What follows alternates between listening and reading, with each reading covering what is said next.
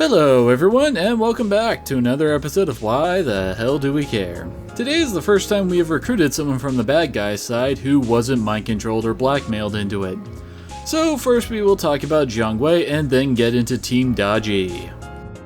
Jiang Wei was born in 202 AD and joined the cast in Dynasty Warriors 2. Jiang Wei was my favorite character from Shu until Zhu Shu came along to contest the position. I guess I just have a thing for the strategists. Originally, he was an officer of Wei under Ma Xun, but due to a plot by Zhuge Liang, he surrendered and defected to Shu. After that, he serves as Zhuge Liang's apprentice and successor. After his master's death, he took up his battle against Wei and even opposed Wei after Liu Shan's surrender until his own death. Now, whether his unrelenting pursuit of Wei led to the downfall of Shu is up to debate. Some could say it was the lack of support from the puppet king Liu Shan that led to their defeat, or Jiang Wei was foolishly wasting resources in foolish attack after foolish attack on a stronger opponent. I guess it all depends on your own point of view. Since the inclusion of the Jin campaign, Jiang Wei has had an expanded role since he is the commander of the Shu forces during that time period, and is pretty much the final boss for the Jin guys. He has a bit of an inferiority complex, often comparing himself to Zhuge Liang and doubting that he can live up to his expectations, but he usually bounces back fairly quickly and doesn't let his spirit be broken by his failures. Now let's see how his lance skills compare to the other spearmen. Jiang Wei is a technique type and wields the same weapon type as Ma Chao, so naturally most of what I said about Leroy applies to Jiang Wei as well. He is pretty much the most clone-ish of movesets we have seen thus far. His C2, C3 without the AX attack, and C4 are pretty much exactly the same. Main difference on C5 is that the knock-up effect is centered in front of him instead of around him. Only difference in his C6 is a charge before the spin attack that Ma Chao has. His ground R1 has him take a lesson from Final Fantasy Dragoons and makes a large jump strike. His aerial R1 is kind of interesting and makes a giant lightning tornado that persists for a while, so you can use it to set up attacks. His Musou is an unblockable attack where he uses some poor fool to charge through the enemy and ends with a big lightning strike. His passive is Fellowship, which ups switch combo damage, which as I have said a few times before, I am not a fan of. Overall, Jiang Wei is pretty decent. Between him and Ma Chao, either can work. I like him more for his character personally, and in 8 he has his own weapon in the double-headed trident, and he can really kick ass with it. So pick your favorite because you won't go wrong with either. Tonarimori was born in 1497 AD and joined the Samurai Warriors caste in 3. His plot mainly deals with the defense of his homeland from both Kyushu Island forces and Nobunaga's drive to take over the land. His relationship with his sons is also given some focus. One tale about him is how he compared his 3 sons to arrows. Individually they could be broken easily, but altogether they could accomplish anything. As one may have noticed in the previous episode, Motonari is a bit of a nerd. He has several conversations that focus around him enjoying being surrounded by people from Chinese history. So let's see how our strategist wields his wrist crossbows in battle. Tonarimori is a wonder type, and one I am not too fond of. My biggest issue with him is that his attacks lack impact to me. His S-string is a bunch of spread shots from his wrist bow that are decent at keeping the enemy at bay. His C1 and C2 both require him to be right next to his enemy to use, so they are kind of worthless to him. His C3 is great for getting some distance from an enemy as he pushes them back, and also leaps back himself. His C4 is probably his best move with a follow-up attack that causes an arrow rain around him. His C5 is a dashing attack that I guess can be good for getting closer for C1 or C2, but he is a ranged character so I don't really recommend it. His ground R1 adds slay or bold attributes to his attacks, which can be nice. His aerial R1 is another arrow rain attack that he can actually spam and combo, although it takes a bit for the arrows to land initially, so a jump attack can knock him out of it. His Musou is his best officer killer as it is just a stream of arrows on his opponent. His passive is Wonder, which boosts Wonder type stats, so he is always boosting himself. Overall, not a fan of Motonari. His C4, R1s, and Musou are pretty much his only good attacks, so if you want to use them, abuse those and he should suffice. Daji has been a major villain of the Warriors Orochi series since the beginning, and even has more of a presence than the actual big bad Orochi. She is based off of the concubine of the Chinese King Zhou. She was known for being both very pretty and extremely sadistic. One story I read said she cut open the belly of a pregnant woman because she was curious about what was going on in there. She also supposedly invented a torture device called a Pao Lao, which was a bronze cylinder heated over charcoal and covered in oil. She would then have the prisoner walk on top of it, and if they fell off due to the burning their feet, or slipped because of the oil, they would fall into the coal and burn to death.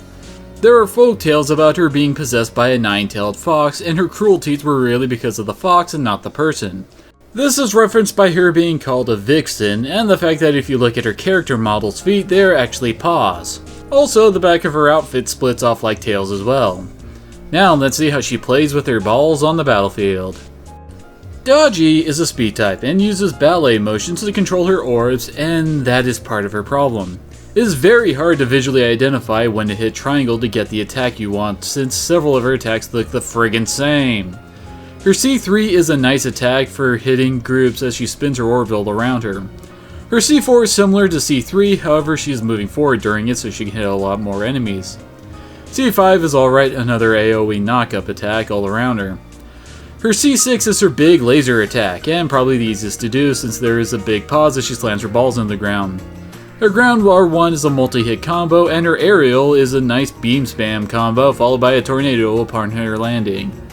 Her Musou is pretty bad, mainly for the fact that she has a nasty habit of knocking her enemies away from the fireball spam, so that only 1 or 2 hits will actually land.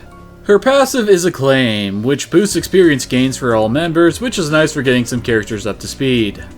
Overall, Daji is one of those characters that is hard to master. She moves around a lot so enemies tend to miss their attacks, and she is excellent for taking on crowds. But when trying to go one-on-one, it's hard for her to focus her damage. So I've filed her under good but flawed. Himiko is based on the Shaman Queen of Yamataikoku, and if you have played the new Tomb Raider reboot, then that might sound just a bit familiar. There aren't many written records of her rule, so a lot of her historical self is a mystery. She is also given a brief mention in records of Three Kingdoms as having some contact with Wei. In the Orochi universe, she mainly serves as a kind of morality pet for Daji. Despite Daji being, well, Daji, Himiko really looks up to and admires Daji like a mother figure, and in return, Himiko is pretty much the only person Daji shows any concern for.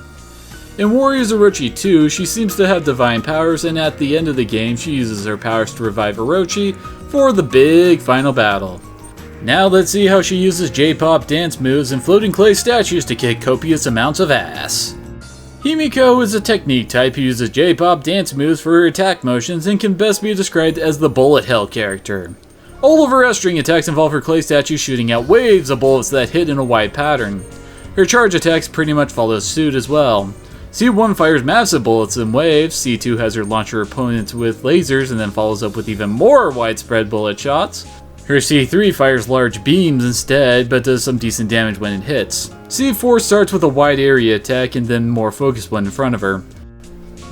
Her ground R1 has her summon 2 more statues for even more bullet hell. Her aerial is a throw where she sticks a statue on the enemy's head while the others pummel them. Her Musou is one of the most devastating ones in the whole friggin' game, although it got a bit of a nerf in Ultimate. It's rare to see an enemy survive it in the main game. Her passive is Dexterity, which reduces enemy combo damage. Again, not sure how well that works. Overall, Himiko is one of the strongest characters in the game and has attacks for both groups and single targets. Her only issue is her low speed and defense, making her a bit vulnerable, but they are easy to overcome when you can just kill things before they get to you. Well, I'm pretty sure I don't need to go much into who Achilles is. He is the famous warrior from the Battle of Troy in Homer's epic tale, and pretty much whom the term Achilles' heel is named after. He also has a reputation for being an asshole and pretty childish. For example, after his duel with Hector, he denies Hector's allies' request to give Hector a proper burial, and mutilates his corpse as revenge for the death of his friend. As legends go, he is killed by an arrow piercing his right heel, which was his only weak point.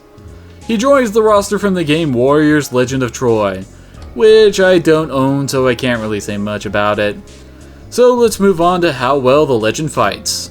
Naturally, Achilles is a power type, and it really shows. While his attacks aren't really fast or fancy, they hit like a semi. His C1 through 3 are fairly basic with a single hit guard breaker, launcher, and stunner among them. His C4 is his crowd clear and hits in a pretty wide range. His C5 is an unblockable throw to chest stab and doesn't launch like most of the C5 attacks normally do. His C6 is his EX attack, and it's just massive area devastation with 3 big attacks. His R1s are okay. The ground is a charging hit and the aerial is an attack combo. His Miso is fairly simple, an uppercut stab followed by a massive flaming slash to the area. His passive is Vitality, which boosts everyone's life gauge, which is kinda surprising to me, since I figured he would get one for killing officers or increasing his strength even more. Overall, Achilles is pretty simple to just pick up and play. His power typing and his massive strength make up for his lack of finesse and speed. Just point him in the right direction and let him do what he does best. Well, that's it for this episode. Next time we will be saving Magoichi Saika, and after that it's time for the Chapter 2 grand finale. I hope to see you all there.